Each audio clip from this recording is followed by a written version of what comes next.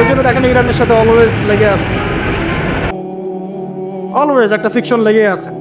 আমি অবাক হব না যদি কয়দিন পরে ইসরায়েল ইরানকে হামলা করে, আমি অবাক হব। এটা অবাক হব না যদি কয়দিন পর লেবাননে গিয়ে সে আক্রমণ করে, সে যদি কয়দিন পর মিশরে আবার আক্রমণ করে, জর্ডানে আবার আক্রমণ করে, আমি অবাক হব না। অচিরেই তারা পুরো বিশ্বে একটা বড় যুদ্ধ বাঁধিয়ে ছাড়বে, দেখেন ইনশাআল্লাহ। অচিরেই তারা পুরো বিশ্বে একটা বড় যুদ্ধ না বাঁধানো পর্যন্ত থামবে না। নবীজি বলেছেন সাল্লাল্লাহু আলাইহি ওয়াসাল্লাম, আমি না থাকলে আমার চাচাকে জাহান্নামের একদম অতল তলে রাখা হতো। আমার কারণে আল্লাহ রাব্বুল আলামিন তাকে জাহান্নামের উঁচু জায়গায় রাখবেন, জাহান্নামের উঁচু জায়গায় রাখবেন, যেখানে আগুন তার পায়ের গোড়ালি স্পর্শ করবে, এতেই তার মগজ টকবক করে ফুটতে থাকবে। আপনারা কি আমার বাংলা ভাষা বুঝতে পারছেন? এমন কোনো সাপোর্ট নাই চাচা দেন নাই। মক্কার প্রায় 13 বছর যখন দাওয়াতি কাজ করছেন নবী সাল্লাল্লাহু আলাইহি ওয়াসাল্লাম, মানুষ গালি দিচ্ছে, কেউ থুতু নিক্ষেপ করছে, কেউ নামাজরত অবস্থায় মাথার উপরে উটের নাড়ি ভুড়ি চাপিয়ে দিচ্ছে, কেউ বলছে এই ব্যক্তি জাদুকর, এই ব্যক্তি গণক, এই ব্যক্তি মিথ্যাবাদী, নাউজুবিল্লাহ, এই ব্যক্তি ফারিকুল জামাত বিভক্তকারী, এই ব্যক্তি মজনুন, পাগল। তাকে আগলে রেখেছেন তার চাচা। মানুষ অর্থনৈতিক বয়কট করছে, চাচা আগলে রেখেছেন। 3 বছর সমাজ থেকে বহিষ্কার করা হয়েছে, গাছের ছালপাতা খেয়ে থেকেছেন বনু হাশিম, চাচা আগলে রেখেছেন। চাচা ছোটবেলা থেকে তাকে এত মহব্বত করেছেন, তার ছেলেদেরকে নিয়ে যখন খেতে বসতেন, আমাদের নবী সাল্লাল্লাহু আলাইহি ওয়াসাল্লাম একটু লাজুক ছিলেন, তিনি শোরগোল করতেন না, চুপচাপ খেতেন। চাচা আলাদা করে একটা খাবার রেডি করে তাকে আলাদা করে ডেকে খাওয়াতো, কারণ সবার সামনে হয়তো সে বলতে পারছে না, লজ্জা পাচ্ছে, শাই ফিল করছে, বাবা নাই মানুষের সংসারে, হয় না? এটা আপনারা হয়তো সবাই বুঝবেন না, আমরা বুঝি। যারা বাবা বা মা ছাড়া বড় হয়েছে অন্যের সংসারে, তারা এগুলো বুঝতে পারে।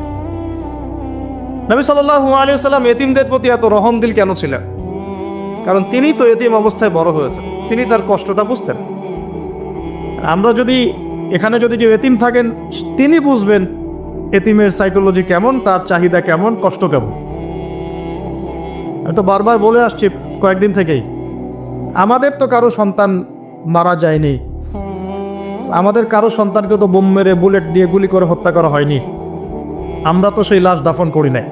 তাহলে আমরা কিভাবে প্যালেস্টাইনের মাজলুম ভাইদের আর্তনাদ আমাদের কান পর্যন্ত পৌঁছাবে? কিভাবে পৌঁছাবে না, পৌঁছালেও কলব পর্যন্ত পৌঁছাবে না। আমার সাথে তো এটা হয় নাই। তো ওই দিকে আমি পরে আসতেছি। চাচা আবু তলেব তাকে এত মহব্বত করেছেন, আমি ভাষায় প্রকাশ করতে পারব না। আর আমরা চাচা আবু তলেব সম্পর্কে অনেক সময় আলোচনা করি, কিন্তু তার চাচির কথা ভুলে যায়। তার চাচির নাম ছিল ফাতিমা। কি নাম ছিল? এই নামে তিনি তার মেয়ের নাম রেখেছেন। এই ফাতিমা, তার চাচি, নবী সাল্লাল্লাহু আলাইহি ওয়াসাল্লামকে আলাদা করে ডেকে খাওয়াতেন, মহব্বত করতেন। তিনি কিন্তু তার সন্তান না, অন্য কারো সন্তান। একজন মেয়ের পক্ষে অন্যের সন্তান মানুষ করা চারটাখানি কথা না। সতীনের সন্তানই সহ্য করতে পারে না, আর অন্য মানুষের সন্তান নিজের মতো করে মানুষ করা একটা মেয়ের পক্ষে এত সহজও না। তো এই কাজটা চাচি করেছেন। আমি একটা জায়গায় আসতে চাচ্ছি, এত কিছু করার পরেও, সমাজের মানুষের অত্যাচার, নির্যাতন সব থেকে ভাতিজাকে প্রোটেক্ট করার পরেও শেষমেশ তিনি কালিমা লা ইলাহা ইল্লাল্লাহ সাক্ষ্য দেন নাই। শেষ মুহূর্তে নবী সাল্লাল্লাহু আলাইহি ওয়াসাল্লাম বারবার বলছিলেন, হে চাচা, খালি কালিমা পড়েন, আমি আপনার জন্য আল্লাহর কাছে সুপারিশ করব। তিনি শেষ পর্যন্ত কালিমা পড়েন নাই। শেষমেশ তিনি বলেছেন যে না, আমি আব্দুল মুত্তালিবের ধর্মের উপরে থাকলাম, নাউজুবিল্লাহ। সারা জীবন সাপোর্ট দেওয়ার পরে কালিমা করে মুসলিম না হওয়ার ফলশ্রুতিতে আল্লাহর নবীজি বলছেন আল্লাহ পাক তাকে জাহান্নামের উঁচু স্থানে রাখবেন। আমরা যারা মুসলমান, মুসলিম পরিবারে জন্মগ্রহণ করেছি, আমরা বা আমাদের মধ্যে বেশিরভাগ মানুষ এখনও এই নিয়ামতের শুকরিয়া আদায় করতে পারি নাই যে আল্লাহ পাক আমাদেরকে মুসলমান পরিবারে জন্ম দিয়েছে, কালিমা পড়ার তৌফিক দিয়েছে। আমরা সহজে যা পেয়ে যাই তার মূল্য বুঝি না। আল্লাহ পাক যে আমাদেরকে, আল্লাহ পাক কি আমাকে জিজ্ঞাসা করেছিলেন যে আবু তো আদনান তোমাকে মুসলিম বানাবো না মুসলিম বানাবো? আপনাকে কি আল্লাহ পাক জিজ্ঞাসা করেছেন হে আব্দুল্লাহ, আব্দুর রহমান, তোমাকে মুসলিম বানাবো না অমুসলিম বানাবো, তুমি কি চাও? আল্লাহ পাক আমাদেরকে জিজ্ঞাসা করেন নাই। নিজ অনুগ্রহে আল্লাহ পাক আমাদেরকে মুসলিম পরিবারে জন্ম দিয়েছেন। তো সেই মুসলিম পরিবারের মানুষ এখন কালিমা লা ইলাহা ইল্লাল্লাহের সঠিক মর্মও জানে না, তাওহীদও জানে না, শিরকও চিনে না, ইমানের রোকনগুলোও বোঝে না, ইমানের মূলনীতিও বোঝে না, ইমান ভঙ্গের কারণও বোঝে না, কোনো কোনো ক্ষেত্রে ওযু গোসলের মাসলা মাসাইলও জানে না, নামাজ পড়ার ফরজ ওয়াজিব সুন্নাত মুস্তাহাব বোঝে না, নামাজ পড়েও না। মাশাআল্লাহ, জুমার দিনে নামাজ পড়তে আসে অনেকেই, ঈদের দিনে প্রথম দেখা যায়, আর জানাজার নামাজে প্রথম দেখা যায়। আর দেখা যায় যারা এরকম নামাজ কালাম পড়ে না তাদের জানাজা আবার 3-4 বার হয়। নামাজগুলো মনে বাকি শোধ করে পড়ে, রোজা রাখে না, যাকাত তো মাশাআল্লাহ প্রায় উঠে গেছে বললেই চলে সমাজ থেকে। বাংলাদেশের ধনিক শ্রেণীরা যদি যাকাত দিত 10টা পদ্মা সেতু বানানো যায়। বিশ্বাস করতেছেন না? ধনীরা যদি সত্যি সত্যি যাকাত দিত, যাকাতের টাকা পদ্মা সেতুতে দেওয়া যাবে কিনা সেটাও একটা মাসালা আর কি। আমি একটা এক্সাম্পল দিলাম আর কি। যাকাতের টাকা তো ওইটা করা যাবে কিনা এটা তো একটা মাসালা, তাই না? যাকাতের খাত তো 8টা, ইন্নামা সাদাকাতু লিল ফুকারা ওয়াল মাসাকিন ওয়াল আমিলিনা আলাইহা ওয়াল মুআল্লাফাতি কুলুব ওয়া ফির রিকাব ওয়া ফি সাবিলিল্লাহ, এরকম পার্টটা খাত আছে। আমি একটা এক্সাম্পল দিলাম, যদি বাংলার মানুষ ধনিক শ্রেণী ঠিকঠাক যাকাত দিত, বিশ্বাস করেন সমাজে আপনি দরিদ্র মানুষ খুঁজে পেতেন। আর যাকাত ভিত্তিক অর্থনীতি চালু আপনি করতে পারবেন না, রাষ্ট্রীয়ভাবে পারবেন না। তবে কেন পারবেন না? কারণ প্রত্যেকটা রাষ্ট্রের উপর জাতিসংঘের নিয়ন্ত্রণ আছে। আমি ভাই খোলামেলা কথা বলার মানুষ, যদি কারো পছন্দ না হয় কিছু করার নাই, আমাকে বলতে হবে। আপনি আমার সাথে একমত হন বা না হন, অ্যাটলিস্ট শুনেন, পরে সত্য মিথ্যা আপনি যাচাই করেন, মানা না মানা আপনার বিষয়। আমি জাস্ট বলতেছি, আমি তো আপনার মস্তক দখল করতে পারবো না, আমরা তো খুবই দুর্বল। কোন রাষ্ট্রের পক্ষে ইসলামিক আহকাম, হুকুম আহকাম, শরিয়া ল যেগুলো বাস্তবায়ন করা সম্ভব না যতক্ষণ সে জাতিসংঘের আন্ডারে আছে। সোজা কথা। তালেবান পারলো কেন? ওর আন্ডারে নাই, তো কারোর সাথে চলে না। টপিকে আসতেছি। আমি একটা কথা বলতে চাচ্ছিলাম, আল্লাহ পাক যে আমাদেরকে জিজ্ঞাসা না করেই মুসলিম পরিবারে জন্ম দিয়েছেন, এই নিয়ামতের শুকরিয়া আমরা আদায় করতে পারবো না। যদি সারা জীবন সেজদায় পড়ে থাকি এখন থেকে নিয়ে, আমরা শুধু তাওহীদের অনুসারী হয়েছি, এই কৃতজ্ঞতাই আমরা আদায় করতে পারবো না। আমরা দিনের জন্য কিছুই করি নাই, আমাদের দ্বারা ইসলামের বড় বড় খেদমত হয়েছে এমন না। আবু তালেব একা যা করেছেন, আমার মতো 100 জন আবু তালেব তা করতে পারে নাই, পারবে না। এটাই সত্য কথা। আবু তালেব কোন অবস্থায় করেছেন? যখন চতুর্দিক থেকে আল্লাহর নবীকে সবাই ছিছি করছে, গালিগালাজ করছে, হত্যার পর্যন্ত চেষ্টা করছে। পুরো সমাজ একদিকে, আবু তালেব একাই একদিকে। তার কাছে প্রস্তাব দেওয়া হয়েছে, তোমার ভাতিজাকে আমাদের হাতে তুলে দাও, নাহলে আমরা ব্যবস্থা নিব। সে বলছে, আমি আমার ভাতিজাকে তোমাদের হাতে তুলে দিব না যতদিন না আমার দেহ মাটির তলে না যাচ্ছে। হ্যাঁ, তিনি নবীজিকে গিয়ে বলছেন, তা আমার বৃদ্ধ কাঁধের উপর এত বোঝা দিও না ভাতিজা, আমার বয়স হয়ে গেছে, ওরা তোমাকে বলছে তুমি দাওয়াতটা ছেড়ে দাও। তো নবীজি বলছেন, আমার ডান হাতে যদি চাঁদ এনে দেওয়া হয়, বাম হাতে সূর্য এনে দেওয়া হয়, চাচা আমি দাওয়াত ছাড়তে পারবো না। হয় আমি এই পথে দাওয়াত দিতে দিতে আমার এই দিন বিজয়ী হবে, না হলে আমি হালাক হয়ে যাব। তখন কি হলো? তখন তিনি বললেন যে ওরা তোমার দিকে আসতে পারবে না দলে দলে যতক্ষণ না আমি আবু তালেব দাফন হচ্ছি মাটির তলে। কথা বুঝতে পারছেন? এখন মূল কথাটা হচ্ছে, আমরা যারা মুসলিম পরিবারে জন্মগ্রহণ করেছি এরপরেও আমরা তাওহীদের জ্ঞান অর্জন করছি না, শিরক থেকে দূরে থাকছি না, নামাজ পড়ছি না 5 ওয়াক্ত ফরজ নামাজ, যাকাত দিচ্ছি না, সওম রাখছি না, প্রোটেস্ট্যান্ট মুসলিম হয়েছি, Protestant version of Islam follow করছি, ইসলামের দাওয়াতের কাজ করছি না, দিনের বিজয়ের কোনো ফিকির করছি না। সত্যি কথা বলতে আমাদের দুনিয়াতে থাকার চেয়ে না থাকাই ভালো। আমরা এখন গরু ছাগল। বিশ্বাস করেন আমার কথা, আল্লাহ পাক এই শব্দই বলেছেন সূরা আরাফের সম্ভবত 189 নম্বর আয়াত 189। ওয়ালাকাদ বা'দা আউযু বিল্লাহি মিনাশ শাইতানির রাজিম ওয়ালাকাদ যারা'না লিজাহান্নামা কাসীরাম মিনাল জিন্নি ওয়াল ইনস। আল্লাহ পাক বলছেন আমি প্রচুর জিন আর মানুষকে দিয়ে জাহান্নাম পূর্ণ করব। বলি নাউযুবিল্লাহ। লাহুম কুলুবুন, কেন পূর্ণ করব? তাদের কি অপরাধ ছিল? কি অপরাধে করব? লাহুম কুলুবুন, তাদেরকে কলব দিয়েছিলাম, লা ইয়াফকাহুনা বিহা, বোঝার চেষ্টা করে নাই। ওয়ালাহুম আযানুন, কান দিয়েছিলাম, লা ইয়াসমাউনা বিহা, শোনে নাই। ওয়ালাহুম আ'য়ুনুন, চোখ দিয়েছিলাম, লা ইউবসিরুনা বিহা, চোখ দিয়ে দেখে নাই। কলব দিয়ে উপলব্ধি করে নাই, কান দিয়ে বলেন শোনে নাই, চোখ দিয়ে দেখে নাই। উলাইকা কাল আনআম, এরা ছিল আনআমের মতো। আনআম কি? আনআম মানে গবাদি পশু, ক্যাটলস, গবাদি পশু। শুধু তাই না, বালহুম আদল, বরং এর চেয়েও নিকৃষ্ট ছিল। গবাদি পশুকে যে দায়িত্ব দেওয়া হয়েছে ও সেটা পালন করে। প্রত্যেক প্রাণীকে যে দায়িত্ব দেওয়া হয়েছে সেই দায়িত্ব তারা পালন করে, করে কি না? না হলে আমরা এত বড় বড় বড় প্রাণীর সাথে কিভাবে পেরে উঠতাম? একটা গরু নির্দ্বিধায় জীবনকে সঁপে দিচ্ছে, বিদ্রোহ করছে না, করছে? তো আল্লাহ পাক এই কথা বলছেন উলাইকা কাল আনআম, তারা হচ্ছে গবাদি পশুর মতো। বাল হুম আদাল, বরং তার চেয়েও নিকৃষ্ট। কারা?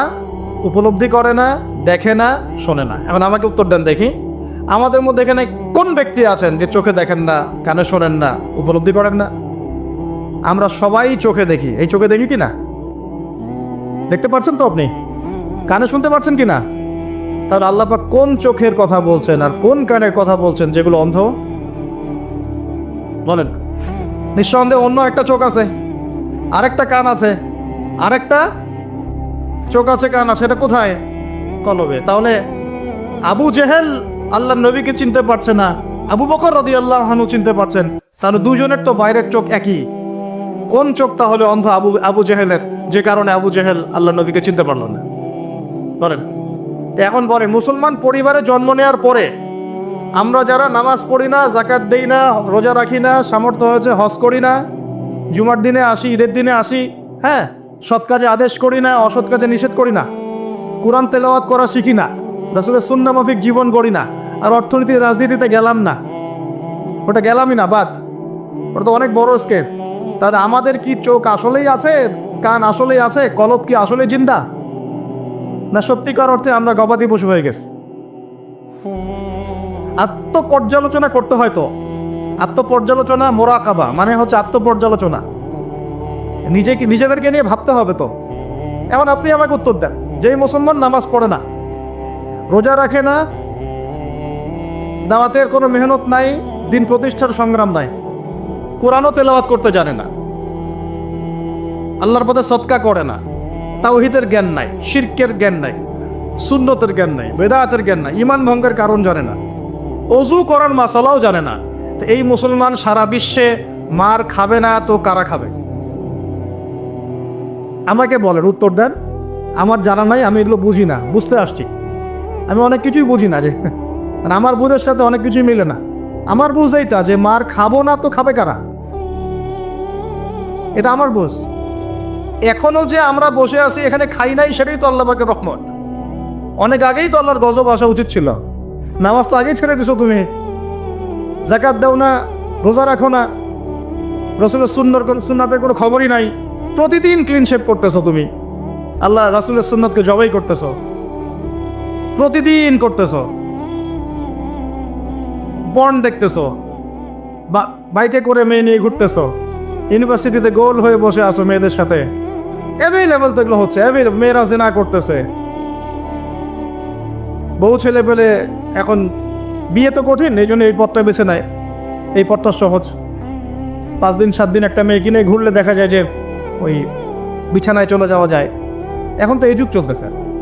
আগেকার সেই যুগ নাই তো যে চিঠি দিয়ে প্রেম করে, লম্বা প্রেম হয়, পরে বিয়ে হয়। এখন সব দৈহিক সম্পর্ক, 1 মাস একজনের পিছনে, ওটা হয়ে গেছে পরের মাসে আরেকটার পিছনে। ইউনিভার্সিটিতে জেনা আর জেনা, জেনা আর জেনা। এমনকি চাকরি ক্ষেত্রেও ফ্রি মিক্সিং, অফিস আদালত, কোর্ট কাচারি, রাজনৈতিক মিছিলে পর্যন্ত ছেলে মেয়ে একসাথে সামনে সব জায়গায়। এগুলো অধিকার। এই ফ্রি মিক্সিং এর কারণে কি হয়েছে, আমরা জেনাটাকে উন্মুক্ত করে ফেলেছি। এখন আপনি বলেন যে, আমাকে বুঝান যে এইরকম অবস্থায় মুসলমানদের উপরে যদি বিপর্যয় না আসে, কোন সময় আসবে? আসে নাই, আল্লাহ পাকের খাস রহমত। হয়তো আল্লাহ পাক এখন পর্যন্ত সুযোগ দিয়ে রেখেছে। উপলব্ধি যে সবাই করে না এমনও না, বহু মানুষ উপলব্ধি করে, কিন্তু তাদের সংখ্যা নিতান্তই কম। আর তাদের মধ্যে আবার বিভক্তি আছে, অনৈক্য আছে, আপোষে হিংসা, বিদ্বেষ, পরশ্রীকাতরতা আছে। তারা আবার ইউনাইটেড না। তো বদরগঞ্জবাসী জানা উচিত যে বদরের যুদ্ধ হয়েছে 2য় হিজরিতে। কত হিজরি? 2য় হিজরিতে। আল্লাহ নবী সাল্লাল্লাহু আলাইহি ওয়াসাল্লাম এই চাচার সংসারে মানুষ হয়েছেন প্রায় 53 বছর পর্যন্ত। এই চাচাই তাকে বিয়ে দিয়েছেন 25 বছর বয়সে। তার আগে চাচার ব্যবসা তিনি সামলেছেন। ওই ব্যবসার এক কাফেলা খাদিজা রাদিয়াল্লাহু আনহার অর্থ ছিল। এই ব্যবসা দিয়ে তাকে টেস্ট করলেন, দেখলেন আমানতদার, সুদর্শন, মাশাআল্লাহ উন্নত চরিত্রের মানুষ, উন্নত রুচিবোধের মানুষ, আল্লাহ আমিন, বিশ্বস্ত। বিয়ের প্রস্তাব পাঠালেন, চাচা বিয়ে দিয়ে দিলেন। কার সাথে? খাদিজা রাদিয়াল্লাহু আনহার সাথে। তখন তার বয়স কত ছিল? 25। তার বয়স কত? 40। আর আমাকে এই সেকুলার সমাজকে আমরা বলতে চাই, আমি বলতে চাই অ্যাটলিস্ট, মনে করেন কথার কথা যে আমার স্ত্রীর বয়স 40, আমার বয়স 25, কারণ আমরা একে অপরকে মহব্বত করি, ভালোবাসি, আমরা সংসার জীবনে হ্যাপি, সুখী, এবং আমাদের সন্তান সন্ততিও হচ্ছে। এমন না যে আমরা মেডিকেল সায়েন্সের ভাষায় এইদিকে আমরা অক্ষম। মহব্বত আছে, দুজনকে পেয়ে সুখী, একে অপরকে ভালোবাসি, সন্তান হচ্ছে। আপনার কোনো সমস্যা? আমি আমার এই ম্যারিড লাইফে আমরা হ্যাপি, আপনার কোনো সমস্যা? আমার স্ত্রীর বয়স 40, আমার বয়স 25। মনে করেন আমার বয়স এখন 32-33 হবে আর কি, সূর্যের হিসেবে, কিন্তু বয়স কিন্তু ফিক্স হয় চন্দ্রের হিসাবে। আমরা সূর্য হিসাব করি। এখন ধরেন আমি একটা বিয়ে করলাম, ধরেন তো স্ত্রীর বয়স মনে করেন 16 বছর। কত? মনে করেন 16 বছর। 16 বছর একটা মেয়ের কি হায়েজ হয়? হায়েজ বোঝেন? আচ্ছা, সে কি সন্তান জন্মানোর সক্ষম? সে কি ম্যাচিউর, ফিজিক্যালি স্ট্রং? এখন ওর বয়স 16, আমার বয়স 32। এখন ও আমার সাথে হ্যাপি, আমি তার সাথে হ্যাপি, সন্তান জন্ম হচ্ছে, দুজন সুখে আছি, মহব্বতের সাথে আছি, সুস্থ আছি। কোনো সমস্যা আপনার? তো এই হলো অবস্থা, সার্কাস। এখন এই 16 বছরের মেয়ে, আপনার মেয়ে আপনি বিয়ে দিতে পারবেন না। বলবেন যে আপনি রাষ্ট্র আইনের বিরুদ্ধে কথা বলছেন। না, আমি বিরুদ্ধে কথা বলছি। আমি বুঝাচ্ছি যে এটা কতটা অসার একটা আইন। 16 বছরের একটা মেয়ে যদি জেনা করে, আপনি উৎসাহিত করছেন। 16-17 বছরের মেয়েরা জেনা করে না?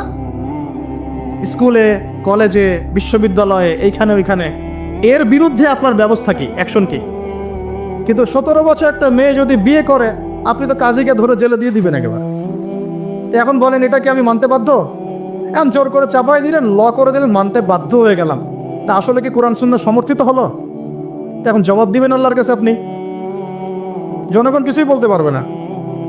আমরা শুধু জ্ঞানতাত্ত্বিক একটা ডিবেট করলাম এবং আপনাকে দেখালাম যেটা একটা অসার। তারপরেও যেটা হয়েছে হোক, অ্যাটলিস্ট বিয়েটা সহজ করলে ভালো হতো। বিয়েটা কঠিন হয়ে গেছে, এই জন্য এটা জেনার রাস্তা বেছে নেয়। তো আমরা জেনাকে উস্কে দিচ্ছি। আরে ভাই, 16-17 বছর তো দূরের কথা, এখন 13-14 বছরের মেয়েরাই দেখবেন ঠিক নাই। আপনি মনে করেন এখনকার স্কুল কলেজের মেয়েগুলো খুব দুধে ধোয়া তুলসী পাতা? যখন 15 বছর আগে যে যুগটা ছিল, 20 বছর আগে, আর এখন তো আরো অনেক আপডেটেড। এখন ওরা ওইসবে বিশ্বাসী না, গল্প করে যে কার কয়টা, কার কয়টা। কোনো ভাই হাসেন না, কোনো কোনো ক্ষেত্রে মাদ্রাসাও এ থেকে মুক্ত হয় নাই। আমাদের দিকেও তো বলতে হবে, ইনসাফ করতে হবে। তো বহু মাদ্রাসাতেও জেনার ঘটনা ঘটছে এখন, কারণ এটা পর্নোগ্রাফির যুগ।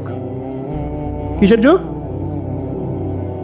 একজন টিচার যদি কোরআনে হাফেজ হয়, আলেম হয়, এবং একই সাথে যদি পর্নে এডিক্টেড হয়, সেই ব্যক্তির দ্বারা ধর্ষণ হতে পারে, যদিও সে হাফেজ, যদিও সে আলেম, যদিও সে দায়ী, ওয়েভাহিস। এরকম ঘটনা ঘটছে। কোনো কোনো ক্ষেত্রে ছেলের সাথে জেনা পর্যন্ত হচ্ছে। হয় নাই ভাই? আমি কি বানায় বানায় কথা বললাম? যেই করুক এটা পাপ। শাস্তিও আবার কি? ধর্ষণের শাস্তি কি? ইসলামের শাস্তি কি? মৃত্যুদণ্ড। কয়টা কার্যকর করতে পারবেন আপনি? তো সব দিকে সমস্যা। আমি যে পয়েন্টে আছে এখানে চলে আসেন। তার বয়স তখন 40, আমাদের নবীজির বয়স 25। ম্যারিড জীবনে হ্যাপি, 6টা সন্তান হয়েছে। কয়টা? আর নবী সাল্লাল্লাহু আলাইহি ওয়াসাল্লাম খাদিজা রাদিয়াল্লাহু আনহার কাছ থেকে যে মমতা, যে ভালোবাসা, যে সাপোর্ট পেয়েছেন, এটা বিরল। এই যুগে এমন মেয়ে পাওয়া হয়তোবা সম্ভব না, কারণ এই যুগে তো আমরাও সাহাবীদের মতো না। আমরা যদি সাহাবীদের মতো না হতে পারি, আমরা মহিলা সাহাবীদের মতো স্ত্রী আশা করি কিভাবে? মাশাআল্লাহ। এখন নবী সাল্লাল্লাহু আলাইহি ওয়াসাল্লামের কাছে সমাজের জাহিলিয়াত ভালো লাগে না।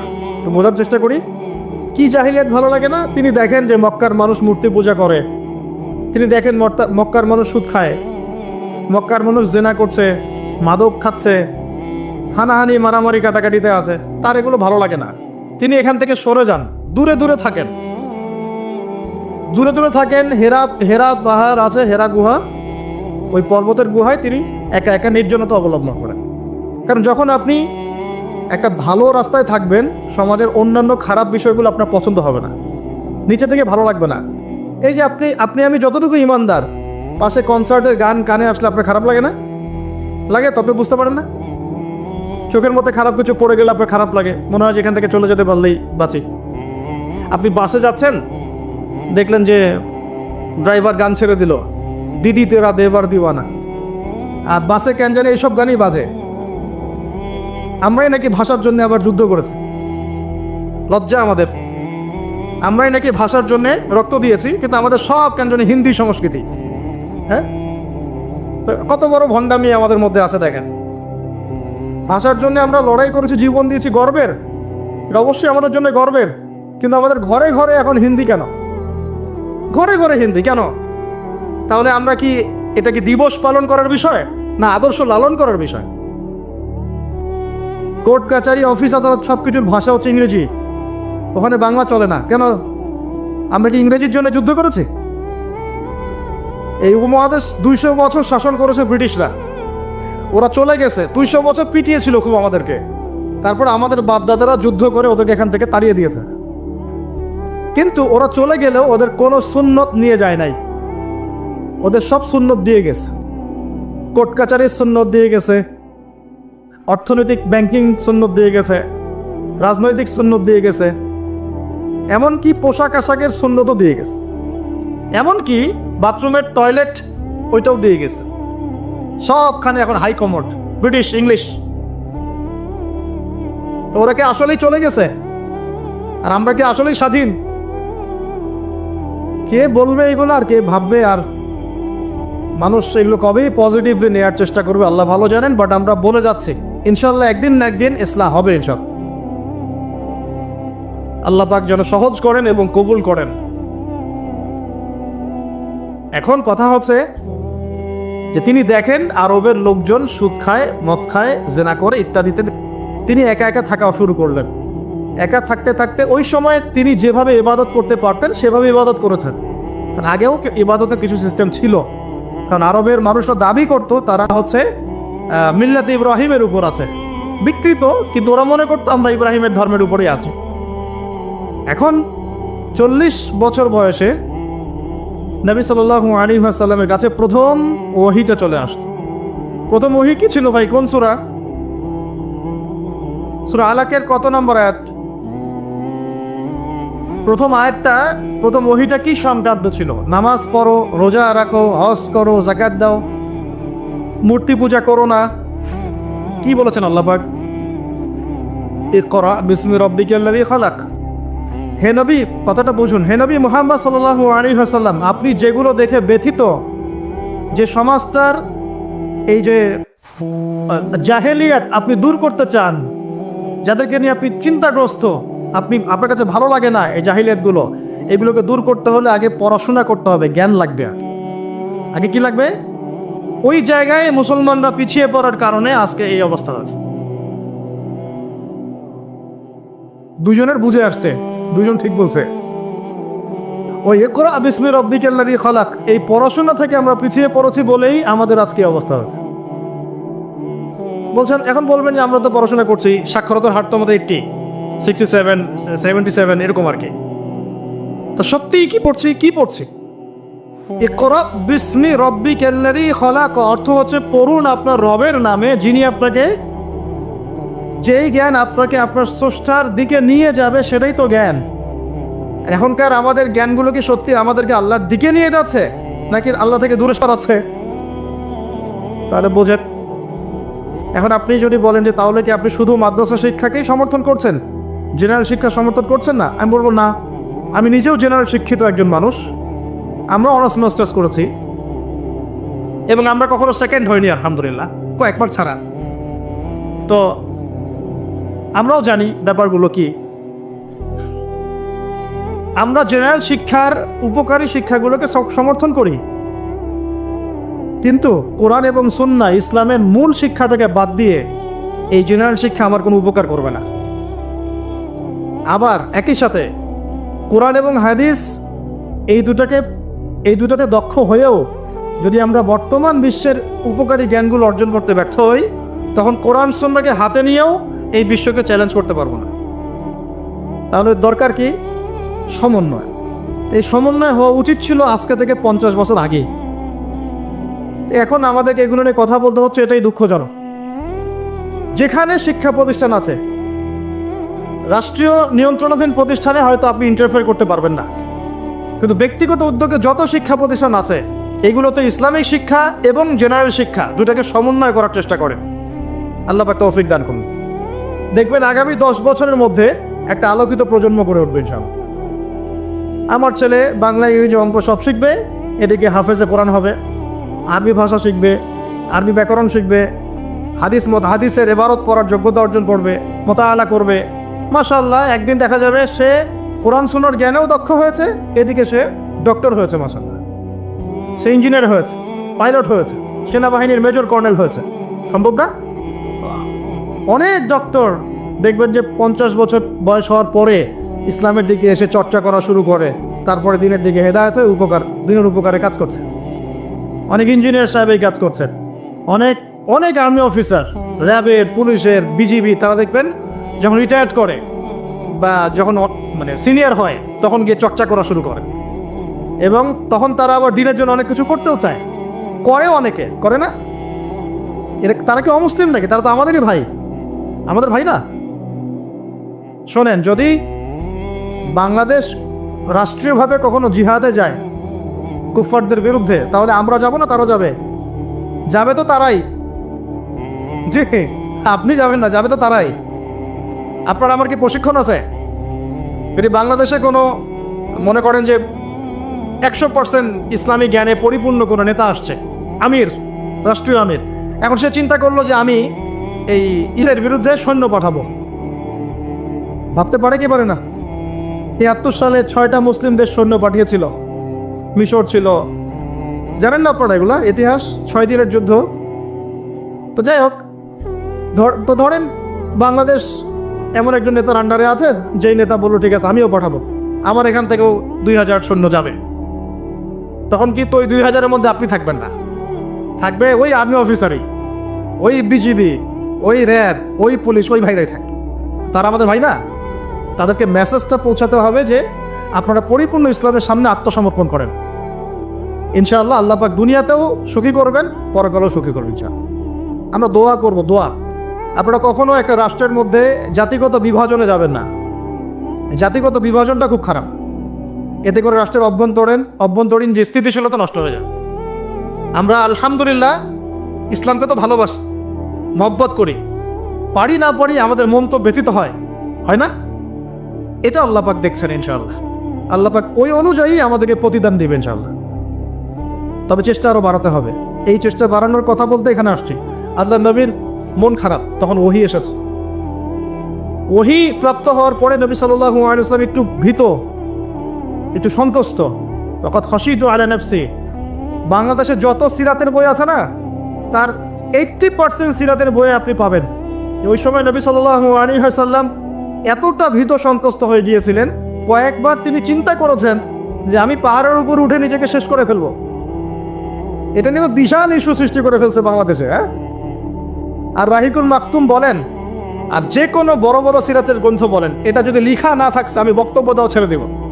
বাসায় গিয়ে দেখেন, চেক করেন, রাইটাররা লিখেছেন। এটা আমাদের কথা না। কয়েকবার তিনি পাহাড়ের উপর উঠে চিন্তা করেছেন যে আমি যা দেখলাম, ফেরেশতা এসেছে আমাকে জড়িয়ে ধরেছে, আমাকে বলছে পড়ুন, আসলে ব্যাপারটা কি, আমি কি মানে সঠিক আছি না ভুল হচ্ছে। মানসিক একটা পেরেশানির মধ্যে তিনি ছিলেন। তখন কয়েকবার নিজেকে শেষ করে ফেলার চেষ্টাও করেছেন। যখনই তিনি উঠেছেন তখনই জিবরাইল আলাইহিস সালাম সামনে এসেছেন। ইয়া মুহাম্মদ, আপনি পাগল নন, আনতা রাসূলুল্লাহ ওয়া আনা জিবরিল। হে মুহাম্মদ, আপনি পাগল নন, আপনি হচ্ছেন আল্লাহর মনোনীত রাসূল আর আমি জিবরাইল। আপনি বিচলিত হবেন না। আরও একদিন আবার জিবরাইল আলাইহিস সালাম হাজির। এভাবে হতে হতে তিনি আশ্বস্ত হলেন যে হ্যাঁ, আসলে যা হচ্ছে সব সঠিক। এটাকে একটা বড় ঘটনা না? এরপরে তিনি বাসায় আছেন, বেশ কয়েকদিন ওহী আসা বন্ধ আছে। আল্লাহ পাক প্রস্তুত করছেন তাকে। কারণ ব্যাক টু ব্যাক ওহী আসতে থাকলে এর একটা ওয়েট আছে, নেয়ার মতো ক্ষমতাকে তৈরি হতে হয়তো। দ্বিতীয় ওহীটা আসছে, এটা আমি একটু আলোচনায় টাচ করে সামনে যাব। তিনি কম্বল দিয়ে ঘুমিয়ে আছেন, আল্লাহ পাক ওহী পাঠালেন। যখন ওহী পাঠাচ্ছেন, খাদিজা রাদিয়াল্লাহু আনহা দেখছেন যে নবী সাল্লাল্লাহু আলাইহি ওয়াসাল্লাম একটু অস্বাভাবিক আচরণ করছেন। তিনি বলছেন আপনি শুয়ে পড়েন, রেস্ট নেন। নবীজি বলছেন আমার এখন রেস্ট নেওয়ার সময় নাই। আল্লাহ পাক আমাকে বলেছেন ইয়া আইয়ুহাল মুদ্দাসসির, হে কম্বল আবৃত রাসূল, কুম, উঠে দাঁড়ান, ফানজির, মানুষকে সতর্ক করেন। তো কুম ফানজির অর্থ মানে এই না যে বিছান থেকে উঠে মাটিতে দাঁড়ান। মানে হচ্ছে আপনার কাছে যা আসছে এটা সত্য, এটা দ্বীনে হক, আল্লাহর পক্ষ থেকে আসছে। অতএব আপনি এই সত্যের বাণী নিয়ে সমাজের মধ্যে দাওয়াতের কাজে নেমে পড়েন। ফানজির, মানুষকে সতর্ক করেন। রব্বাকা ফাকাব্বির, আপনার রবের তাকবীর পাঠ করেন। ওয়া সিয়াবাকা ফাতাহির, আপনার কাপড় পরিচ্ছন্ন রাখেন। কাপড় মানে শুধু বাইরের পোশাক না, ভিতরের হৃদয়ের পোশাকটাও। ওয়া রুজজা ফাহজুর, যত অনর্থক বিষয় আছে ছেড়ে দেন। ওয়ালা তামনু তাস্তাকফির ওয়ালি রব্বিকা ফাসবির, কিছু পাওয়ার আশায় আপনি কাউকে সদকা করেন না।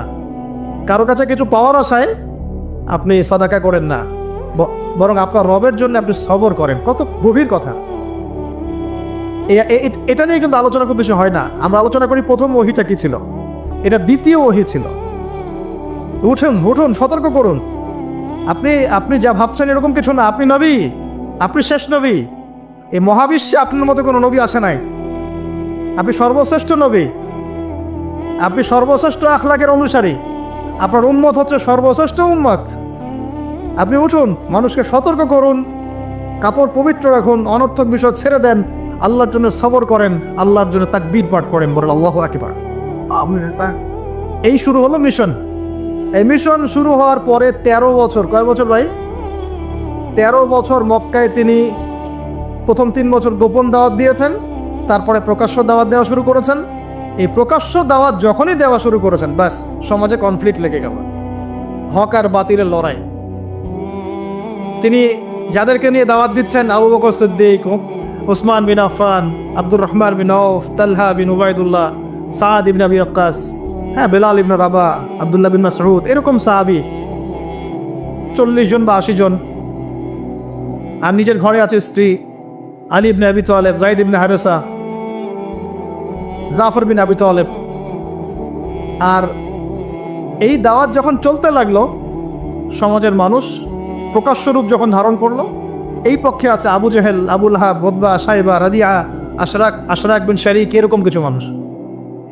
ঠিক আছে, এমন কনফ্লিক্ট যে এটা কিছুতেই মিউচুয়াল হচ্ছে না, কিছুতেই হচ্ছে না। সিরাত পড়তে হবে আপনাদেরকে, একটা লেকচারে সব কিছু তো বলা যাবেই না, সময় আমাদেরকে অ্যালাউ করবে না, পাশাপাশি আমারও এনার্জি কুলাবে না।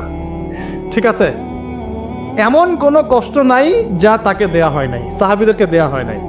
অর্থনৈতিক বয়কট, উত্তরাধিকার থেকে বঞ্চিত করা, বাড়ির থেকে পিটিয়ে বের করে দেয়া, হ্যাঁ, উল্টা ঝুলায় লটকায় রাখা আমাদের রিমান্ডগুলোর মতো, শারীরিক নির্যাতন, মানসিক কষ্ট তো আছে, এটা তো মানসিক কষ্ট তো আছেই, বলার তো আর অপেক্ষা রাখে না। তারপরে কেউ বেচাকেনা করবে না, চলাফেরা করবে না, সামাজিক বয়কট, রাস্তা দিয়ে গেলে মানুষ টিটকারি মারে যে পাগল যাচ্ছে, এই যে জাদুঘর যাচ্ছে। ব্যাপারটা বোঝার চেষ্টা করেন, মানে এমন কোনো নির্যাতন নাই যা করা হয় নাই। আমি ক্ষুদ্র জ্ঞানে দেখেছি প্রায় 14 বা 15 বার আল্লাহ নবী সাল্লাল্লাহু আলাইহি ওয়াসাল্লামকে হত্যা করার চেষ্টা করা হয়েছে, প্রায় 14-15 বার তাকে হত্যা করার চেষ্টা করা হয়েছে। আর তাকে সারা জীবনে প্রায় এরকম 15-16টা গালি খেতে হয়েছে সারা জীবনে। কাকে খেতে হয়েছে? যে মানুষের আগেও কোনো গুনাহ নাই, পরেও কোনো গুনাহ নাই, যিনি সব কষ্ট করছেন শুধু উম্মতের জন্যে, কারণ তিনি তো মাকামে মাহমুদে যাবেন, জান্নাতুল ফিরদাউসুল আলায় যাবেন। তার কি নিজের জন্য এই কাজগুলো করা? 13টা বছর যখন মক্কায় এভাবে নির্যাতিত হতে হলো, এই যে বলা হচ্ছে সাহাবীদেরকে গলায় দড়ি দিয়ে রাস্তায় হেঁচড়ে নিয়ে আসা হয়েছে, উত্তপ্ত বালুর মধ্যে শুয়ে উপরে পাথর চাপা দেওয়া হয়েছে, আগুনের কয়লা জ্বালিয়ে দেওয়া হয়েছে, উপরে শুয়ে দেওয়া হয়েছে, গায়ের চামড়া এবং গোশত, চর্বি এগুলো গলে গলে কয়লা নিভে গেছে। আমরা কি একটু ইমাজিন করতে পারি কিনা? তো মডারেট ইসলামের সুযোগ নাই ইসলামী পশ্চিমা আদলে আমরা মডারেট হয়ে যাব, ওদের আদর্শও চলবে, আমাদেরটাও চলবে, তালগোল পাকায় একটা ভীষণ 2030 বানাবো, এইসব ইসলাম চলবে না। বুঝতে পারছেন না কথা? ইসলাম চির প্রাচীন, চির নতুন, চির আধুনিক, এর কোনো ব্যতিক্রম ব্যত্যয় নাই। ওর মূলনীতির কোনো পরিবর্তন হবে না, ওর মূলনীতির জায়গায় থাকবে, কিন্তু হয়তো প্রযুক্তিগত উন্নয়ন হতে পারে, শাখা প্রশাখাগত কিছু ফুরোই পার্থক্য আসতে পারে, কিন্তু আসলি কোনো পার্থক্য আসবে না। তো যে কথাটা বলেছি এটা চিরায়ত সুন্নত, যে নির্যাতনটা মক্কায় হয়েছে। যদি না হয় বুঝে নেবেন যে আপনার বা আমার ইসলামিক চলাফেরার মধ্যে কোনো একটা ল্যাকিংস আছে, বা আমরা Protestant version of Islam follow করছি। এটা হচ্ছে মুযাবযাবিনা বাইনাহুম, মানে এদিকেও না ওদিকেও না, দুটার মাঝখান। আল্লাহ রাসূল সাল্লাল্লাহু আলাইহি ওয়াসাল্লাম বলেছেন, একটা হাদিস বলি তাহলে আপনি বুঝে নেবেন যে আমরা আসলে কোন জায়গায় আছি। সহিহ মুসলিমের হাদিস, রাসূলুল্লাহ সাল্লাল্লাহু আলাইহি ওয়াসাল্লাম বলেছেন, ক্বালা নবী সাল্লাল্লাহু আলাইহি ওয়াসাল্লাম, মান রাআ মিনকুম মুনকারান, তোমাদের মধ্যে যে কেউ যদি কোনো অন্যায় গর্হিত কাজ দেখে, ফালইউগাইয়ির বিয়াদিহি, সে যেন তার হাত দিয়ে এটাকে প্রতিহত করে। বলেন এই লেভেলে আমরা কয়জন আছি? 0.00001%। মান রাআ মিনকুম মুনকারান ফালইউগাইয়ির, সে যেন পরিবর্তন করে। এমন না যে সামর্থ্য হলে পরিবর্তন কইর, মানে যাদের হাত দিয়ে প্রতিহত করার ক্ষমতা আছে তারা যেন অবশ্যই হাত দিয়ে প্রতিহত করে। এখানে ধরেন একটা জেনা হচ্ছে, নাউজুবিল্লাহ, বা একটা নোংরামি হচ্ছে, ফাহেসা কোনো কাজ হচ্ছে, এখানে যিনি সর্বোচ্চ দায়িত্বশীল তিনিও এখন গিয়ে কিছু বলার অধিকার রাখেন না। বলতে গেলে 10 বার চিন্তা করেন যে বললে কি হইতে পারে, তাই না? বিষয়টা বাজারের মধ্যে ধরেন সুদের একটা জুয়া হচ্ছে, কেউ কিছু বলতে পারে না। মসজিদ এখানে ধরেন পাশের বাসায় বিয়ের অনুষ্ঠান হচ্ছে, আর বিয়ে মানেই তো জেনা দিয়ে শুরু হলো, ধুমধারাক্কা গান বাজতেছে, আর ঢাকা শহরে বিশ্বাস করেন না এই অত্যাচারে থাকা যায়। মানে একটা ফ্ল্যাট ধরেন 14 তলা বা 10 তলা, তো এই 10 তলার মধ্যে 5 তলার সদস্যের বিয়ে, ও ছাদটা হায়ার করে নিয়ে এমন জোরে ধুমধারাক্কা মিউজিক শুরু করবে যে পুরো এলাকার প্রত্যেকটা ঘরে ঘরে যেন সাউন্ড আছে। মানে ওর উপর যেন ওয়াজিব করা হয়েছে সবার কানে গান বাজনা পৌঁছায় দেয়। কিন্তু কিছু করার নাই, আপনি বলতে যান উল্টা আপনার উপর চড়াও হবে। হুজুর আসছে বেশি বেশি পণ্ডিত, আমরা আর মুসলমান না, আমরা আর ইসলাম ফলো করি না বলতে আসছে। আপনি বাসায় যান, নিজের ঘর ঠিক করেন, বলবেন। তো হাদিসের এই শব্দের বাক্যের আওতায় আমরা আছি কিনা একটু ভাবেন। ওয়ামান লাম ইয়াস্তাতি, যদি এভাবে কেউ প্রতিহত করতে না পারে, দ্বিতীয় সেন্টেন্স হাদিসের, ফালইউগাইর বিলিসানিহি, সে যেন তার জবান দিয়ে প্রতিহত করে। আজকে জবান দিয়েও কি মানুষ প্রতিহত করছে? বরং চোখের সামনে জুলুম দেখছে। আজকে মৃতের সংখ্যা 6,857 জন। 6,857 জন, একটু আগে আমি খবর দেখে আসছি। এরপরেও কিছু মানুষ মাজলুম ভাইদের বিপক্ষে অবস্থান নিয়ে ফতোয়াবাজি শুরু করেছে বাংলাদেশে। আমি বলেছি আপনারা মোনাফেক তখনই চিনতে পারবেন যখন উম্মাহ একটা সংকটময় অবস্থায় থাকবে, তার আগে চিনতে পারবেন। এরাই কয়দিন আগে আমাদেরকে খারেজি বলতো, যারা এখানে মাজলুমদের বিপক্ষে ফতোয়া দিচ্ছে, বলছে প্রতিবার যখন এভাবে মুসলিমরা আক্রমণ করেছে ততবারই ল্যান্ড নাকি হারিয়েছে। আমি আল্লাহর কসম করে বলছি, তো এদের ইমানি লেভেল তো তলানিতে আছেই, ইতিহাসের সামান্যতম জ্ঞানও এদের মধ্যে নাই। কিয়ামতের মাঠে দেখে নিয়েন, জাহান্নাম উদ্বোধন হবে এক শ্রেণীর আলেম দিয়ে। জাহান্নাম কিন্তু উদ্বোধন হবে। এই হাদিসটা জানেন না আপনারা, ওলামায়ে কেরাম? আপনারা তো আমার চেয়ে অনেক ভালো জানেন। প্রথমে একজন শহীদ কি করছো? জীবন দিয়ে দিছি, শহীদ হয়ে গেছি। ভুল, ক্যাদিব, মিথ্যা কথা বলছো। এই জন্য শহীদ হয়েছিলে যাতে মানুষ তোমাকে বড় বীর বলে। আমার জন্য তুমি জীবন দাও নাই, যাও জাহান্নামে যাও। আরেকজন কি করেছো? অনেক দান করেছি, মানুষ দানবীর বলে। আল্লাহ বলছেন যে মিথ্যা বলছো, মানুষ যেন দানবীর বলে এই জন্য দান করেছি। দান করার সময় সতর্ক থাকেন, লোক দেখায় দান করেন না। এই তো দানটা বেশি করেন আপনারা। আচ্ছা, তা আমরা এই সুযোগটা নিব, অবশ্য আমরা বেশি বেশি দান নিব এখন তাদের কাছ থেকে, ঠিক আছে? তাদেরকে ইনভাইট করবো আর দান বেশি করে নিব। ভুলেও না, এই কাজ ভুলেও করবেন না।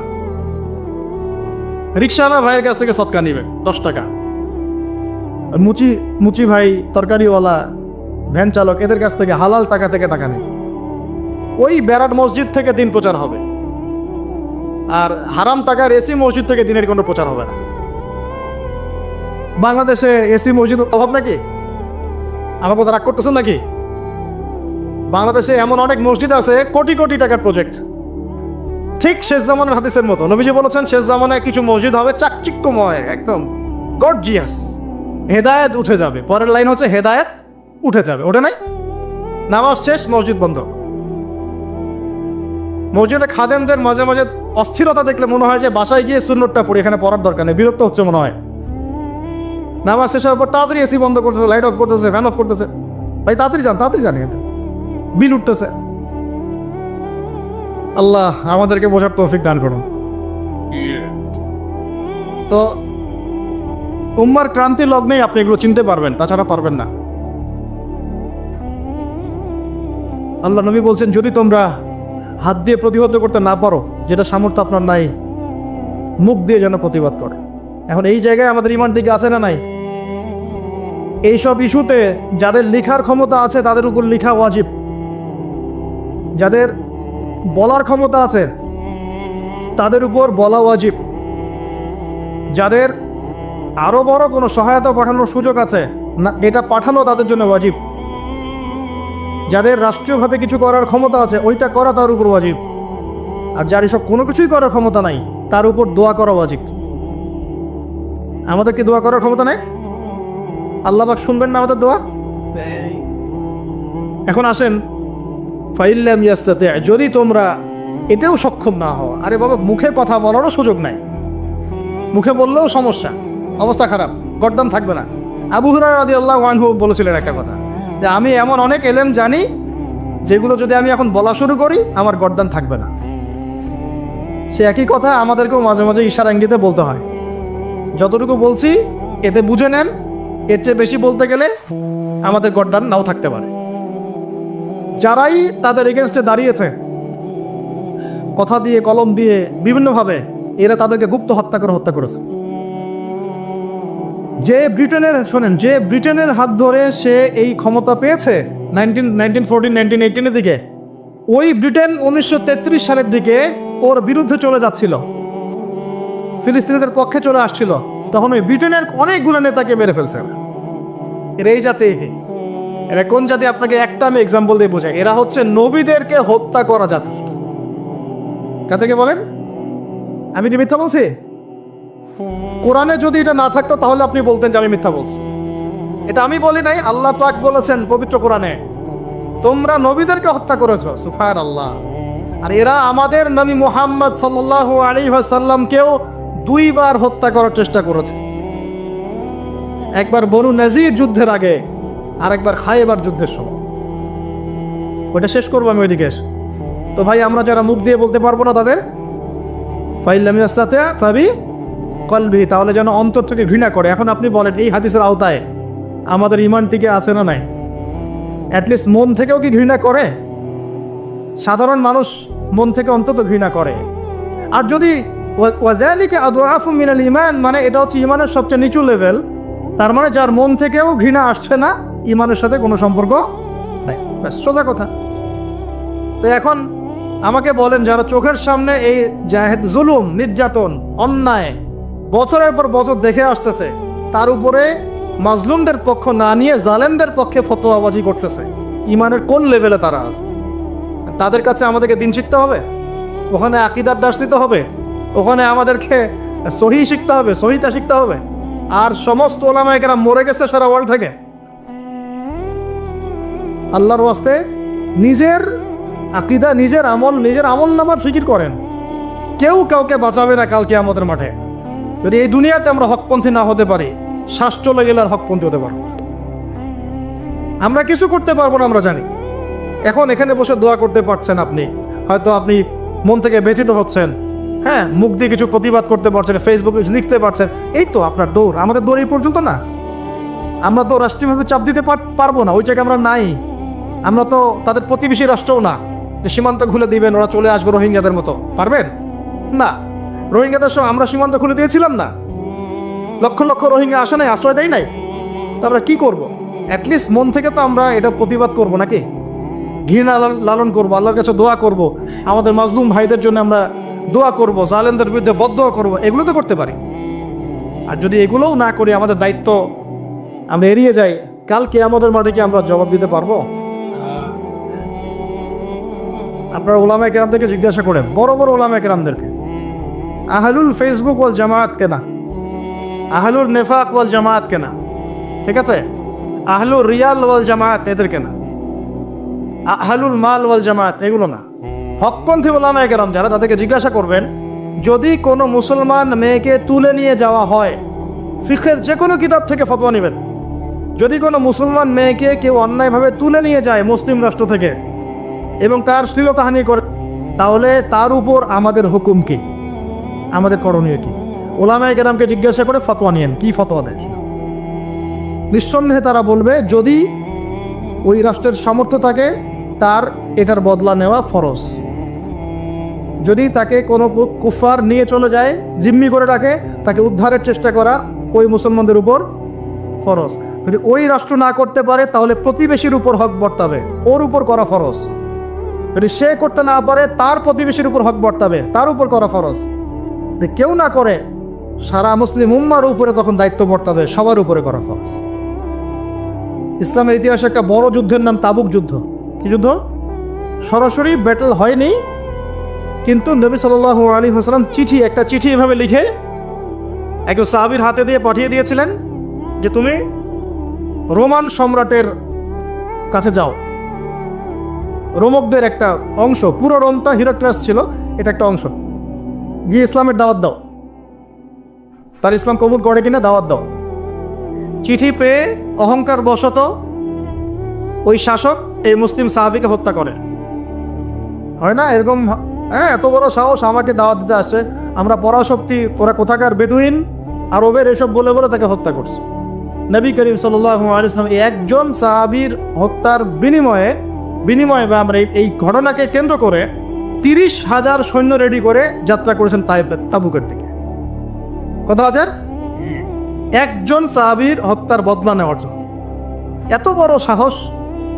আমার সাহাবীকে হত্যা করা হয়েছে, একজন সাহাবী, রাষ্ট্রদূত, সে কিন্তু রাষ্ট্রদূত ছিল। রাষ্ট্রদূতকে হত্যা করা কিন্তু একটা বড় অন্যায় না? বড় অন্যায়। আল্লাহ নবী ফোর্স নিয়ে 30,000 সৈন্য নিয়ে গিয়েছেন, একদম কাঠ ফাটা রোদ, 3 মাস 4 মাস পায়ে হেঁটে গিয়েছেন। ওই সময় তো সূরা তাওবার আয়াত নাজিল হয়েছে, অনেকে যায় নাই, আয়াতুন নিফাকগুলো নাজিল হয়েছে, মনে নেই আপনাদের? এই যুদ্ধেই আবু বকর রাদিয়াল্লাহু আনহু বলেছিলেন যে আমি আমার বাসায় আল্লাহ এবং তার রাসূলকে রেখে সব দিয়ে দিলাম।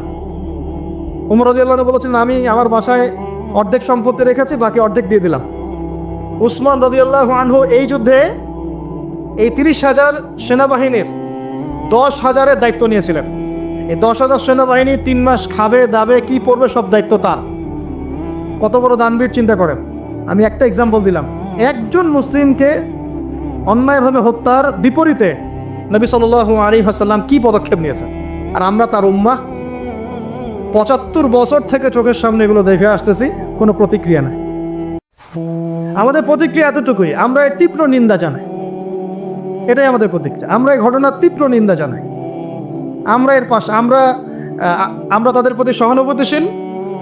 কোনো সিভিলিয়ানকে হত্যা করা উচিত নয়, এগুলো আমাদের বিবৃতি আর কি।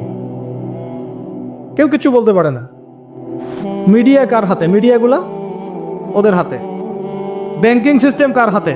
ওদের হাতে। পলিটিক্যাল অ্যাফেয়ার্সগুলো কার হাতে? ওদের হাতে। অস্ত্রশস্ত্র, বড় বড় অস্ত্রগুলো কার হাতে? কি আরবের উপর নিয়ন্ত্রণ কার হাতে? আপনারা মনে করেন যে আরবের উপর নিয়ন্ত্রণ নাই, সব স্বাধীন? আরবের উপরে অদৃশ্য শিকল পড়ানো আছে। এবং আরব বহু কান্ট্রির মধ্যে এই পশ্চিমাদের বেস ক্যাম্প আছে, সামরিক ঘাঁটি আছে, সামরিক বেস ক্যাম্প আছে, ওখান থেকে তারা ফ্লাই করে। এই পশ্চিমাদেরকে তেল বিক্রি করে করে করে আরবরা ধনী হয়ে গেছে। আর ওই তেলগুলো যদি আমরা না দিতাম, আজকে ওদের একটা যুদ্ধ বিমানও ফ্লাই করতো না। তারপরেও কিছু কি শব্দ ইউজ করবো জানি না, বলতে গেলে ভাই বেশি বলে ফেলবো, তখন আমার তাজকিয়া নষ্ট হবে। বলে আমাদের কি করার আছে, আমরা কি করতে পারি? আমরা তেল বিক্রি করতে পারি। এমনকি তাদের যে বুদ্ধি পরামর্শগুলো আছে, এই বুদ্ধি পরামর্শের আদলে, পশ্চিমা আদলে রাষ্ট্রগুলোকে গড়ে তোলা হচ্ছে। আর আমি কনফিডেন্ট আমার বক্তব্যে, এটা আমার ধারণা, আমার ইস্তেহাদও বলতে পারেন, যদিও আমি মুস্তাহিদ নই। আমার ইন্টারপ্রিটেশন, এই শব্দটা ভালো হবে, ইস্তেহাদ না বলে বলছি আমার ইন্টারপ্রিটেশন, যে অচিরেই তারা পুরো বিশ্বে একটা বড় যুদ্ধ বাঁধিয়েই ছাড়বে। দেখেন, ইনশাআল্লাহ অচিরেই তারা পুরো বিশ্বে একটা বড় যুদ্ধ না বাঁধানো পর্যন্ত থামবে না। তো আমাদের ইন্টারপ্রিটেশন যে এটা হয়তোবা চলে আসতে পারে, চলে আসলে পরে বিশ্বের অবস্থা কি হবে সেটা ভাবতে হবে আমাদের। করোনা ভাইরাসে বিশ্বের যে অবস্থা হয়েছে, আর আমি বলে দিই, করোনা ভাইরাস কোনো মহামারী ছিল না, এটা কোনো মহামারী না, এরকম হয় না মহামারী। মহামারী মানে একটা এলাকার র্যাপিডলি মরে ধুয়ে সাফ হয়ে যাও, এটাকে বলা হয় মহামারী। আপনার জ্বর হয়, আমার হয় না, আপনি মরেন, আমি মরি না, আপনার বেশি ইফেক্ট হয়, আমার হয় না, এমন মহামারী, সার্কাস মহামারী হয় না। এগুলো কোনো প্যান্ডামিক না, ওগুলো বুঝায় মানুষকে। কি সেটা চায়না ভালো জানে, কি সেটা আমেরিকা ভালো জানে, আসলে এটা কি সেটা ইসরায়েল ভালো জানে। আর আমাদেরকে মিডিয়া দিয়ে যা গেলানো হয়েছে সেটা আমরা জানি। কারা কারা টিকা নিয়েছিলেন? সবাই তো টিকা নিয়েছেন মনে হয়। আচ্ছা, মাশাআল্লাহ, অনেক, ইনশাল্লাহ বহুত ফায়দা হবে। ঠিক আছে, ইনশাল্লাহ বহুত ফায়দা হবে। আচ্ছা, তারপরে আসেন, শেষ করে দেই ভাই, পরে আমরা কিছু কোশ্চেন অ্যান্সার নিবনি। আর আমাদের মুসলিম রাষ্ট্র মাশাআল্লাহ 57টা, আমাদের বক্তব্য এই পর্যন্তই। আমরা তীব্র নিন্দা জানাই, আমরা এই ঘটনার তীব্র নিন্দা জানাই, ব্যাস, দ্যাটস অল। এর চেয়ে বেশি কিছু বলারও নাই। আমরা হাসছি, বাট আমাদের কাঁদা উচিত। মুসলিম রাষ্ট্রগুলোর মধ্যে পারমাণবিক বোমা নাই, নাই। আরব রাষ্ট্রগুলোকে অস্ত্র শূন্য করে দেওয়া হয়েছে, নিজেরা অস্ত্র প্রডিউস করতে পারে না। এরা তেল দেয়, তেল দিয়ে কিছু ডলার পায়, ওই ডলার দিয়ে আবার ওর কাছেই অস্ত্র কিনে। আপনারা একটু বোঝার চেষ্টা করেন, যখন আমরা এগুলো পড়ছিলাম ইউনিভার্সিটিতে তখন এগুলো বুঝতাম না। ইউনিভার্সিটিতে আমরা এগুলো ঝরঝরা করে মুখস্থ করেছি, বিশ্বাস করে। এই যে ওদের অ্যালায়েন্স, পলিটিক্যাল অ্যাফেয়ার্স, এইটা ওইটা, এগুলো মুখস্থ আমাদের, কোনটা কোন সাল কি ছিল, এখনই বরং ভুলে গেছে। কিন্তু ইসলামের সাথে যখন এটা মেলানো শুরু করলাম তখন দেখলাম যে বাপরে বাপ, গভীরে তো অনেক কথা আছে, এর শেকড় তো অনেক গভীর। মানে বিষয়টা বোঝেন যে আমি তেল বিক্রি করব শুধুমাত্র ডলারে, অন্য কোনো কারেন্সিতে না। মানে ধরেন যে এই ব্রিফকেস ভর্তি টাকা আছে, কি আছে ভাই, এটাতে ধরেন যে 1 কোটি টাকা আছে, আর আমি গেলাম আবুধাবিতে। কোথায়? আবুধাবি।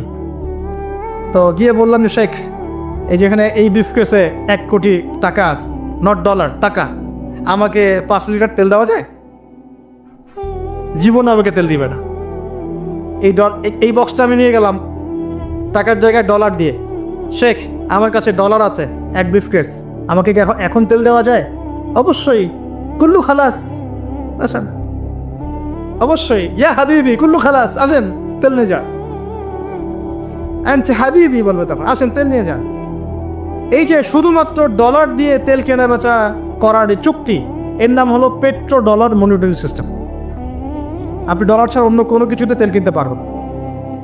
গাদ্দাফি চেষ্টা করেছিল, মেরে দেওয়া হয়েছে, ঠিক আছে। তারপরে আরও অনেক কান্ট্রি, সাদ্দাম হোসেন ট্রাই করার চেষ্টা করেছিল, মেরে দেওয়া হয়েছে। এই চায়না, রাশিয়া এখন চেষ্টা করছে যে আমরা অন্য কারেন্সিতে তেল কেনা বেচা করব।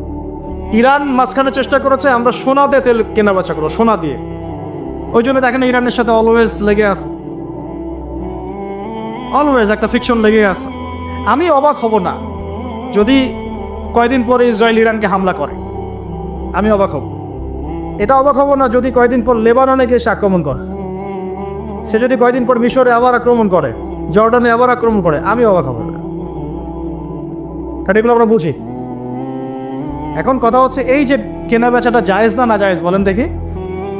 এটাও ভাইদের কাছে ফতোয়া নিয়েন। এতে করে কি হলো, ডলার হয়ে গেল সুপিরিয়র কারেন্সি, ও আধিপত্য বেড়ে গেল, আধিপত্য বেড়ে গেল। যদি আমরা টাকা দিয়ে তেল কেনা বেচা করতে পারতাম, তখন আমার টাকার মান থাকতো বেশি, ওদের মান থাকতো কম। তখন ডলারকে কেন্দ্র করে সব টাকা পয়সার মান নির্ধারণ করা শুরু হলো। কথা বুঝতে পারছেন? এই চুক্তিটা করেছে আরবরা। কারা করেছে? আরবের গলফ কান্ট্রিরা। এর পিছনে একটা ঘটনা আছে। বাদশাহ ফয়সাল রাহিমাহুল্লাহ তিনি তেল বয়কট করেছিলেন, তারপরেই হেনরি কিসিঞ্জার এসে এই চুক্তি করেছেন। এটা অনেক আগের কথা, এটা ৪র্থ যুদ্ধের কথা, ১৯৭৩ সালের দিকের কথা। এখন এই তেলের উপর নিয়ন্ত্রণ তারা নিয়ে নিল ডলার দিয়ে। যেটা বলতে চাচ্ছি শুনে বুঝেন, আমি ডলার দিলাম আপনাকে। আপনার নাম কি ভাই? আপনার নাম কি? হ্যাঁ হ্যাঁ, সাকিব। আচ্ছা, সাকিব ভাইকে আমি ডলার দিলাম এক ব্রিফকেস, এবং তিনি তেলের মালিক মনে করেন। এখন ভাই আমাকে তেল দিলেন, তো আমি তেল মাশাআল্লাহ আমার দেশে নিয়ে গিয়ে বাংকার আছে, বাংকার, ওই বাংকারের নিচে তেল ঢুকে রিজার্ভ করে রেখে দিলাম, যাতে ভবিষ্যতে এটা কাজে লাগে। কারণ তেল ছাড়া তো বিশ্ব অচল। আপনি তেল ছাড়া এই বিশ্বে কিচ্ছু চালাতে পারবেন না, পারবেন? কিচ্ছু চালাতে পারবেন না, পুরোই অচল। তো এখন ভাই তো আবার অস্ত্র শস্ত্র তার কাছে নাই, সে আমার সাথে বন্ধুত্ব করেছে। এখন আমি তাকে বোঝাচ্ছি যে আপনার তো নিরাপত্তার জন্য অস্ত্র দরকার, আপনার আশপাশে অনেক শত্রু আছে, ইরান আছে আপনার পাশে, যদি হামলা করে আপনার শত্রুরা তো অভাব নাই, তাহলে অস্ত্র কিনতে হবে না আপনার? ও বলছে হ্যাঁ কিনতে হবে। তো তাহলে অস্ত্র তো আপনি বানাতে পারেন না, সেই প্রযুক্তি আপনার নাই। আমার দেশে অনেক অস্ত্র আছে, এগুলো আপনাকে দেই, আপনি ডলার দিয়ে এগুলো কিনে নেন। প্রথমে যে ডলারটা আমি ওকে দিয়ে তেল নিয়েছি, ওই ডলারটা আমি আবার ওর কাছ থেকে নিয়ে আমার অস্ত্র দিলাম ওকে। লাভকার? বুঝেন নাই মনে হয়। প্রথমে আমি দিয়েছি ওকে ডলার, সাকিব দিয়েছে আমাকে তেল। সেই তেল নিয়ে আমি আমার দেশে রিজার্ভ করেছি, তেল তো আমার থাকলোই। আর আমার ডলার হলো কারেন্সি, সুপিরিয়র কারেন্সি, যা দিয়ে অন্য কারেন্সির মান নির্ধারণ করা হয়। এবার ওকে বুঝালাম তোমার অস্ত্র নাই, তো ও বলছে তো আমার তো প্রযুক্তি নাই, তাহলে আমাকে আপনি কিছু অস্ত্র বিক্রি করেন আমার কাছে। তা আমি কিছু অস্ত্র, আমার তো অস্ত্র অভাব নাই, আমি যত ইচ্ছা এগুলো বানাতে পারি। যেটা বানাচ্ছি ওর চেয়ে অত্যাধুনিকটা আমার কাছে আছে, ওকে এমন কিছু দিব না